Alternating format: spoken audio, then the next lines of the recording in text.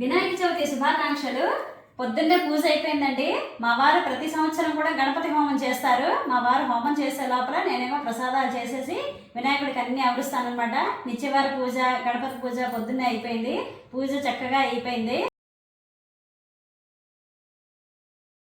మరి ఈరోజు మా ఇంట్లో వంటలు ఏంటో చూద్దామా? మరి ఆలస్యం ఎందుకు, పదండి. మరి చూడండి, ప్రసాదాలు: పులగం, బెల్లం పాయసం, జిల్లడికాయలు, పులిహోర కొంచెం చేశాను, కొంచెం ఆవ, అలాగే నువ్వుల పిండి వేసి కూడా పులిహోర చేశాను.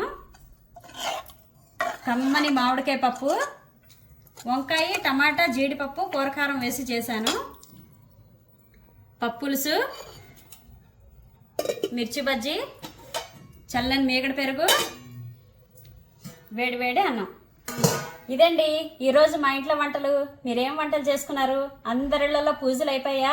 మరి మీరేం వంటలు చేసుకున్నారో కామెంట్ చేయండి. వీడియో కనుక నచ్చినట్లయితే నా ఛానల్కి సబ్స్క్రైబ్ చేసుకోండి. అలాగే మా వంటలు ఎలా ఉన్నాయో కామెంట్ చేయండి.